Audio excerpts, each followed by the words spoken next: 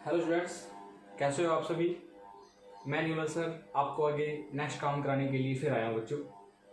हमने last time exercise कर रहे थे 5.3 एक्सरसाइज। आई थिंक हमने क्वेश्चन नंबर 9 तक सोल्व किए थे। काफ़ी इंपॉर्टेंट क्वेश्चन था क्वेश्चन नंबर 9। आगे मैं कुछ फर्दर क्वेश्चंस आपको आज सोल्व कराने की कोशिश करता हूँ। एक बड़ा अच्छा क्वेश्चन है स्टूडेंट्स, पेपर में बहुत ज़्यादा देखा जाता है। क्वेश्चन में कहा गया है शो करके दिखाएं। ये एपी की कुछ टर्म्स है, बताना है कि एपी में है या नहीं। लेकिन समस्या है कि तो दही रखी तो A1 A2 A3 है, इनका कॉमन डिफरेंस कैसे निकालें। हम इन टर्म्स को फाइंड आउट करेंगे। कैसे, हमें कौन फाइंड आउट कराएगा, ये फाइंड आउट कराएगा an। वैल्यू दे रखी है an which is equal to 3 + 4n। Solve कर सकते हैं इसको। यहां से हमें टर्म्स फाइंड आउट करनी है और चेक करना है कि वो एपी है। इससे पहले काम करेंगे, बड़ा आसान है बच्चों। इसको चेक करने के लिए क्या करेंगे, इसकी कुछ टर्म्स निकाल लेते हैं, जैसे first term, second term, third term, fourth term. 3 या 4 टर्म्स निकालने के बाद अगर इसका कॉमन डिफरेंस सेम आया तो ये क्या बन जाएगी, चेक कर लेते हैं। इसमें पहले A1 निकाल लेंगे। A1 का मतलब ऐसे 1 आया है तो क्वेश्चन में क्या किया गया है, n की वैल्यू को पुट किया गया है 1, यहाँ 1 पुट करेंगे। 3 का 3 + 4 का 4, n की जगह 1 रख दो, ये क्या बनेगा 3 + 4। आंसर कितना आया है 7। तो आपके पास जो फर्स्ट टर्म आई है वो 7 आ चुकी है। इसी प्रकार से n की वैल्यू को पुट करोगे 2 तो यहाँ आएगा A2, यहाँ 2 पुट किया, ये आया है 3 + ऐसे 4 का 4, इस n की जगह रख दिया क्वेश्चन में 2। सोल्व करो, 4 2 जा 8 होते हैं, 8 और 3 कितने होते हैं 11। This is our second term. Now we find the term number third n equal to 3 put करेंगे। यहाँ आएगा क्वेश्चन में A3, इसको लिखा है 3 + 4 का 4, यहाँ आएगा 3, इसको लिखेंगे 3 + 4 3 जा 12। सोल्व करोगे तो यहाँ पे वैल्यू कितनी आएगी 15। ऐसे 3 टर्म्स फाइंड आउट किया है। अगली बार n को पुट करेंगे 4, यहाँ 4 पुट करेंगे बच्चों, ये निकालेंगे A4। वैल्यू आई है 3 + 4 का 4, n की जगह 4 रखना है। 3 का 3, 4 4 जा 16 और वैल्यू कितनी आई है 90। 3 या 4 टर्म्स निकालनी है। आप लिखोगे B, हमने टर्म्स निकाली जैसे A1, A2, A3, A4, dash dash. First term कितनी है हमारे पास 7, फिर आया है 11, फिर आया है 15 और फिर आया है 19 डैश डैश डैश। चेक करना है अभी आपने कि टर्म्स एपी में है नहीं। चेक कर लेते हैं। हमारे पास जो फर्स्ट टर्म है वो कितनी है 7। डी निकाल लेंगे। डी कैसे आएगा A2 - A1। A2 कितना है 11 - 7, ये कितना आया है 4। फिर सेकंड नंबर का डी निकालेंगे। डी आएगा बच्चों A3 माइनस में A2। A3 कितना है 15 माइनस में 11। सोल्व करोगे, कॉमन डिफरेंस अब की बार भी 4 आया, पहले भी 4 था, आगे कॉमन डिफरेंस निकालेंगे, ये आएगा बच्चों A4 - A3। कॉमन डिफरेंस कितना है 19 माइनस में 15। सोल्व करोगे बच्चों, क्वेश्चन में कितना आएगा 4। कॉमन डिफरेंस कितना आया है सेम। अगर कॉमन डिफरेंस सेम हो तो इसको हम क्या बोल सकते हैं, एक। आप यहाँ पे मेंशन करोगे common difference is same, so it is an AP. हमारा एक पार्ट कंप्लीट हो चुका है। शो करके दिखाना था, ये कुछ टर्म्स दे रखी थी और हमें एन टर्म की वैल्यू गिवन थी। इसके 2 पार्ट्स हैं। सेकंड पार्ट आप खुद सोल्व करोगे। This is our first part. सबसे पहले आपने 1 पुट किया, फर्स्ट टर्म निकाल ली, 2 पुट किया, सेकंड टर्म निकाल ली, 3 पुट करने पर थर्ड टर्म निकाल ली, 4 पुट करने पर निकाल ली फोर्थ टर्म। पुट कहाँ करनी है, जो an की हमारे पास स्टैंडर्ड वैल्यू है, एन टर्म दे रखी है, यहाँ वैल्यूज पुट करनी है। अभी तक सिर्फ हमने आपको यहां तक वाला क्वेश्चन कराया। इसने क्वेश्चन बोला जब ये हो जाए also find the sum of first 15 term. Sum निकालना है। सम का मतलब ऐसा निकाल लगाएंगे formula Sn is equal to n/2 का n/2। यहाँ लिखेंगे बच्चों 2a का 2a plus n minus 1 into में d। 15 का मतलब n कितना है क्वेश्चन के अंदर 15, ऐसे d कितना है 4 और a कितना है 7। Put over the values. Solve करेंगे, n का n यहाँ आया है 15, इसको लिखेंगे बच्चों 15/2, 2 का 2। a कितना है क्वेश्चन के अंदर 7 और a की जगह 7 रख दो प्लस 15 - 1 बना 14। और डी कितना है क्वेश्चन के अंदर हमारे पास 4। ऐसा इसको सॉल्व कर लेते हैं। वैल्यू आई है 15/2 का 15/2, ये लीजिए 7 2 जा 14 और 14 की 4 से करोगे तो ये बनेगा 56। दोनों को सोल्व करोगे 15/2 मल्टीप्लाई 14 को 56 में ऐड करोगे तो आपके पास ये कितना बनेगा 70। 2 से मल्टीप्लाई कर दो कितना बनेगा 35 15 की मल्टीप्लाई करोगे 15 5 जा 75, 5 बचेंगे, कैरी बचेगा 7, 15 3 जा 45 प्लस 7 जाएंगे 52, 525 इज यूर। बहुत ज़्यादा मुश्किल नहीं है स्टूडेंट्स। अब हमें क्या करना है, एपीएफ की बार खुद बनानी है, वैल्यूज को पुट करके बनाएंगे। जो आपके पास टर्म्स आएंगी आप उनका कॉमन डिफरेंस चेक करना है। कॉमन डिफरेंस अगर सेम होगा तो क्या बनेगी, एपी बनेगी तो 15 टर्म का सम निकालना है। This is over question number 10। Now we solve the question number 11।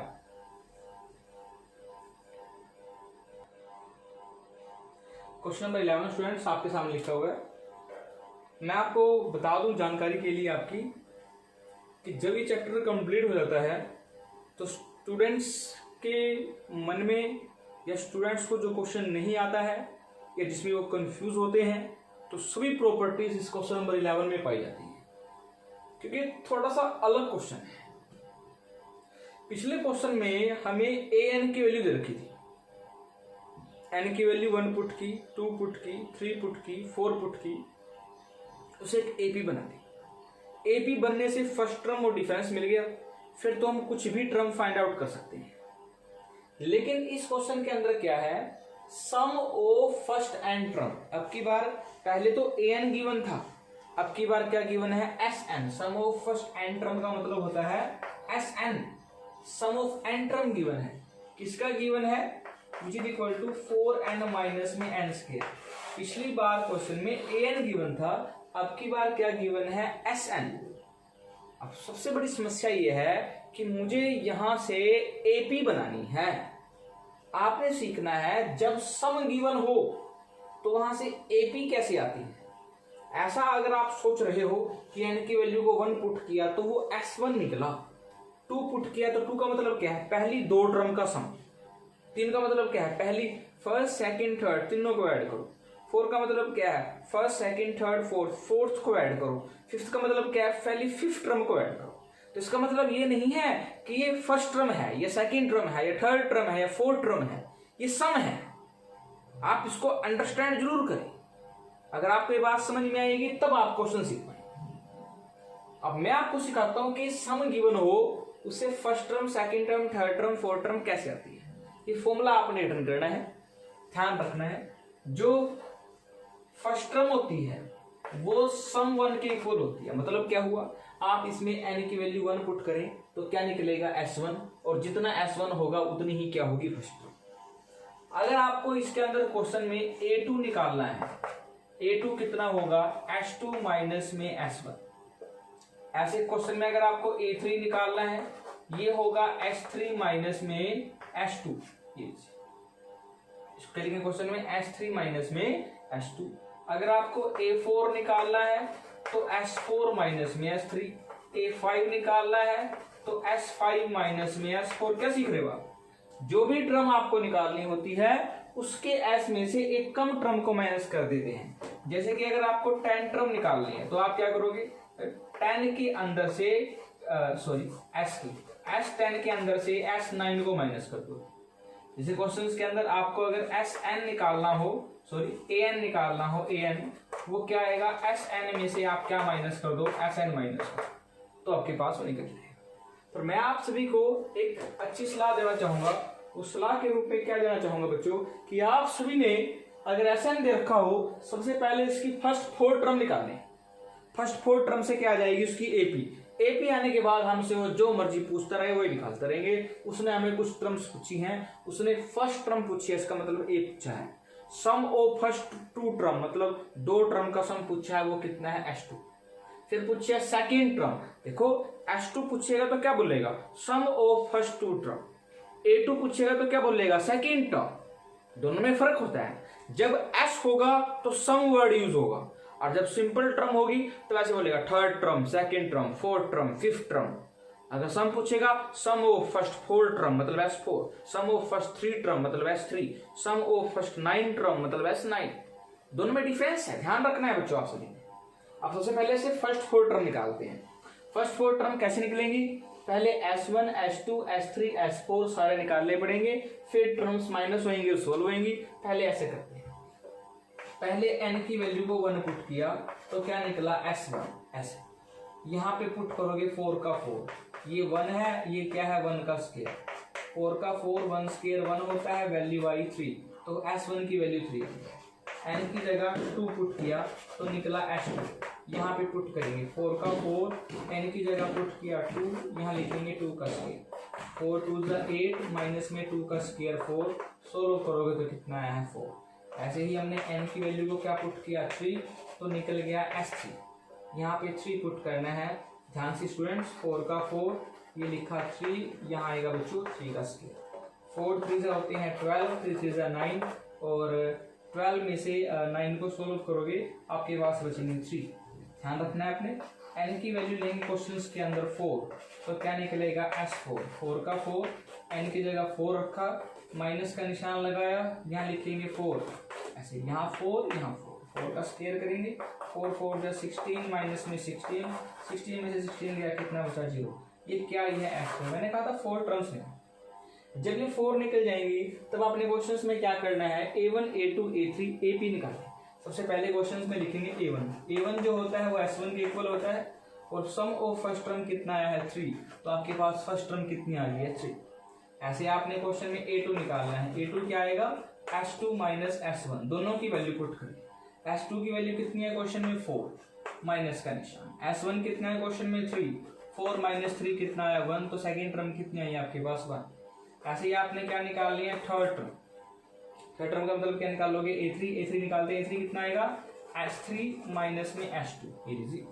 आप सोल्व करोगे, बताओ A3 कितना है, S3 बोलो कितना है, S3 कितना आया है 3, माइनस में S2 कितना आया है 4, 3 माइनस 4 कितना बना -1, ये आपके पास जो आई कौन सी टर्म आई है थर्ड टर्म। ऐसे ही फोर्थ टर्म फाइंड करो, ये बनेगा S4 माइनस में S3, केयरफुली आपने ऐसे निकालना है। S4 कितना है हमारे पास 0, माइनस में S3 कितना है हमारे पास 3, सोल्व करोगे तो कितना आया है -3। ये मेरी फर्स्ट 4 टर्म निकल गई।